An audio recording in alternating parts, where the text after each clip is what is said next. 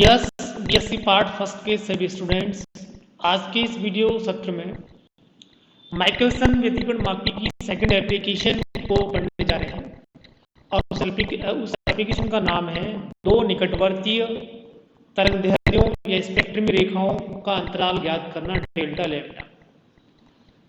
आपको दिया गया जो प्रकाश स्रोत है, माना उसमें दो प्रकार की तरंगदैर्ध्य है, लैम्डा 1 और लैम्डा 2।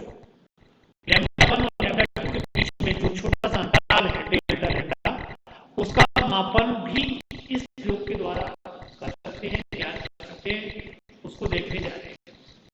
क्लियर? तो ये चीज आप इसमें देख पा रहे होंगे। तो इसको सबसे पहले जो आपके सामने जो चीजें हैं उसमें आप ये देखेंगे कि वो प्रयोग, इस प्रयोग को मैं आगे लेके आ रहा हूं जूम करते हुए आप लोगों को। ये प्रयोग है, ये चित्र है प्रयोग का, और वो जो पहले बनाया था उस टाइप का ही है, लेकिन इस के हिसाब से अगर देखेंगे ये एक लाइट सोर्स है, ये देखते हैं आप, ये एक अपना एक कोई भी प्रकाश स्रोत है जिसमें दो प्रकार की लैम्डा हैं, लैम्डा 1 और लैम्डा 2। दोनों तरंगदैर्ध्यों का प्रकाश इसमें मिश्रण है, मिक्स है। और इस प्रकाश स्रोत से अपन माइकलसन व्यतिकरण मापी के प्रयोग को दोहराने जा रहे हैं। क्लियर? अब सबसे पहले आप इस प्रयोग को परफॉर्म करेंगे, जैसे कि आपको पूर्व में बताया है। आप इसको M1 M2 दर्पणों को सेट करेंगे, व्यवस्थित करेंगे, अरेंज करेंगे कि आपको इस दूरदर्शी टी में बहुत स्पष्ट आपको वृत्ताकार फ्रिंजें दिखाई देना शुरू हो जाए। क्लियर? तो इसके लिए क्या करेंगे, आपको सुस्पष्ट आपको व्यतिकरण फ्रिंजें प्राप्त हो, इसके लिए आप क्या करेंगे कि इस दर्पण M2 को जब आप विस्थापित करेंगे और यहाँ से अगर आप देखेंगे तो आपको इसमें जो चीजें दिखाई पड़ेंगी, वो जो फ्रिंज होगी वो इतनी चमकीली नहीं होगी। क्यों नहीं होगी? क्योंकि लैम्डा 1 की भी इसमें चमकीली फ्रिंज बन रही है और लैम्डा 2 की भी बन रही है। एक दूरी पर जब खिसका से थोड़ा और खिसकाओगे तो आपको लगेगा कि जो फ्रिंज है वो एकदम चमकीली होगी। फिर थोड़ा सा खिसकाओगे इसको तो आपको लगेगा कि चमकीलापन इसका कम होता जा रहा है, अंधेरा होता जा रहा है। फिर और खिसकाते रहोगे तो आपको लगेगा कि पुनः आपको क्या हो रहा है कि फ्रिंज चमकीली प्राप्त होती जा रही है। तो आपको जो इसमें चमकीली फ्रिंज, एकदम जो ब्राइट फ्रिंज प्राप्त हो रही है, वो तभी हो रही है जब लैम्डा 1 का संपोषी व्यतिकरण और लैम्डा 2 के द्वारा संपोषी व्यतिकरण दोनों संपाती हो रहे हैं, दोनों कॉन्साइड हो रहे हैं, दोनों आपस में एक ही बिंदु पर प्राप्त हो रहे हैं। तो लैम्डा 1 का संपोषी कंस्ट्रक्टिव इंटरफेरेंस और लैम्डा 2 वेवलेंथ का कंस्ट्रक्टिव इंटरफेरेंस जब दोनों संपाती होंगे, कॉन्साइड होंगे, तब आपको सबसे चमकीली फ्रिंज इसमें टी में दिखाई देगी। तो उस स्थिति को, उस M2 के उस पाठ्यांक को आपको नोट करना है। You have to note down the reading of that micrometer screw of mirror M2 के उसको माइक्रोमीटर के पाठ्यांक को आपको नोट कर लेना है जब दोनों लैम्डा 1 और लैम्डा 2 का व्यतिकरण संपोषी हो, जिसके फलस्वरूप आपको प्राप्त फ्रिंज कैसी हो, चमकीली। वो आपने नोट कर ली, वो आपने लिख ली। अब आप इसको फिर चलाएंगे तो फिर एक स्थिति ऐसी आएगी जब एकदम अंधेरा हो जाएगा इसमें, यानी दोनों के लिए विनाशी हो रहा है, और आगे बढ़ाते रहेंगे जब तक पुनः आपको चमकीली फ्रिंज प्राप्त नहीं हो जाए। तो जब पुनः प्राप्त हो जाएगी, पुनः तभी प्राप्त होगी जब लैम्डा 1 और लैम्डा 2 दोनों का संपोषी व्यतिकरण परस्पर संपाती होगा, कॉन्साइड होगा।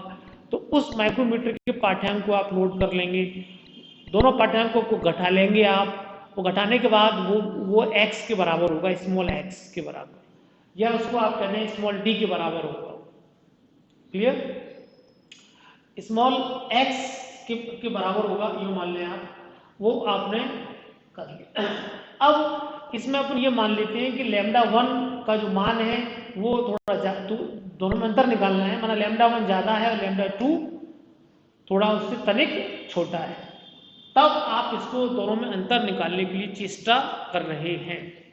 तो इसमें आप जो चीज देख पाएंगे वो ये है कि अब उस एक्सपेरिमेंट से मैं इस तरफ आ रहा हूं, इस कॉलम पे आ रहा हूं, देखो यहां पर जो मैं पॉइंटर से दिखा रहा हूं आपको। अब आपको उतना लिखने के बाद, जो मैंने अभी बोला है उतना लिखेंगे, चित्र बनाएंगे आप, उसके बाद इस बिंदु पर आएंगे जहां पर मैं आपको 2D वाली जो बात है उसको आपको बता रहा हूं। तो इसमें आप जो चीज देखेंगे वो ये देखेंगे कि माना दोनों के बीच का जो विस्थापन है वो कितना है। ये यहां पर मैं x कर देता हूं, दोनों का जो डिफरेंस है उसको x। क्लियर? तो आप जो चीज देख पा रहे हैं वो ये है कि ये आपको ऐसे किताब में नहीं मिलेगा जिस तरीके से मैंने आपको बता।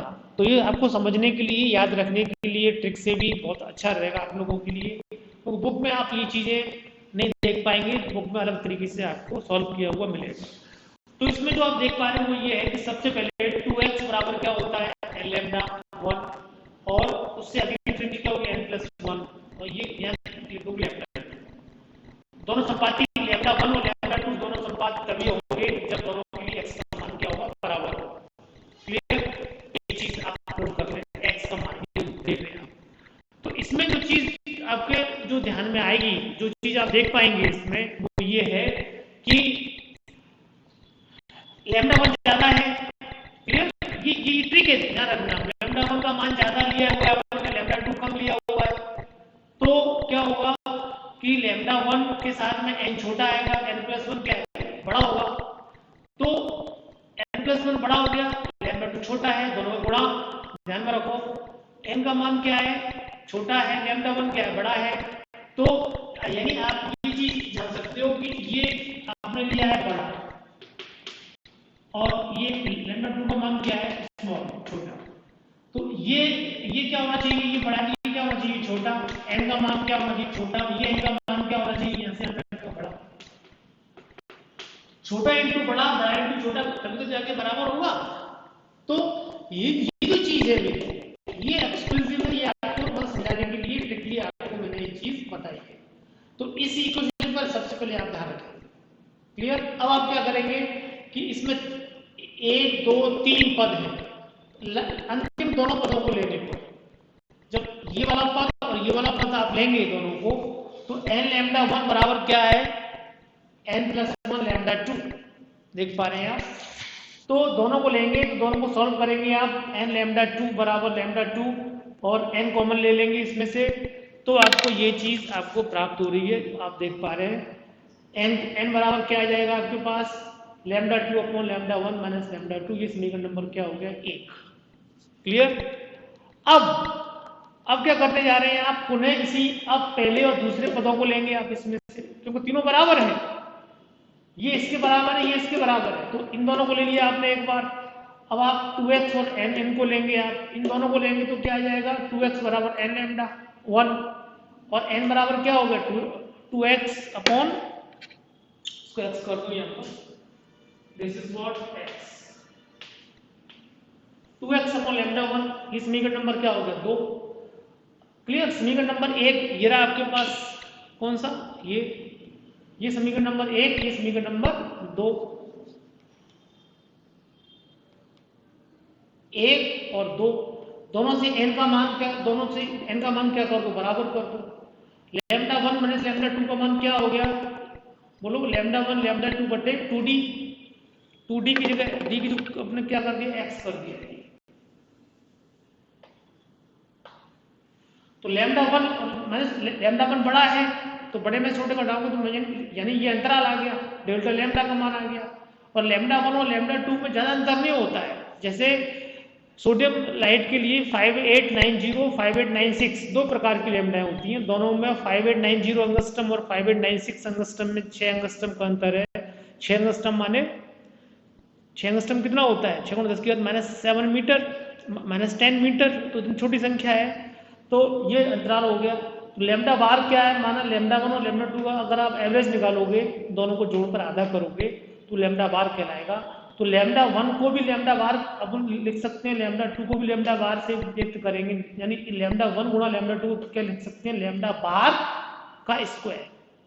तो लैम्डा बार क्या हो गया, माध्य तरंगदैर्घ्य, यानी इस एक वर्णीय प्रकाश में जो लैम्डा 1 लैम्डा 2 है उनकी माध्य तरंगदैर्घ्य आपको पता है। Lambda bar square. 2x कितना किसका आया है आपने दर्पणों को, वो आपको पता है, तो डेल्टा लैम्डा का मान आप ज्ञात कर सकते हैं। तो इस तरीके से आपको इस एप्लीकेशन के द्वारा आप किन्हीं दो समीपस्थ स्पेक्ट्रमी रेखाओं का अंतराल डेल्टा लैम्डा ज्ञात कर सकते हैं। इस पर बहुत बेहतरीन, बहुत सरलतम न्यूमेरिकल आता है, मतलब यानी न्यूमेरिकल सरलतम मीन्स कि आपका 2 नंबर का 2.5 नंबर का न्यूमेरिकल होगा, जिसमें लैम्डा का मान रख दोगे आप यहाँ पर, माध्य लैम्डा का, और 2x का मान रख दोगे, या डेल्टा लैम्डा का मान दिया हुआ है, x का मान दिया हुआ है, तो माध्य लैम्डा भी ज्ञात कर सकते हो। मीन्स इस तरीके से आप क्या इस एक्सपेरिमेंट के द्वारा क्या कर सकते हैं, आप ये चीज़ें ज्ञात कर सकते हैं। और ये दूसरी एप्लीकेशन है, दोनों में से कोई एक एप्लीकेशन अथवा इन पर न्यूमेरिकल एग्जामिनेशन में आता रहता है। आप इसका ध्यान रखें। Thank you.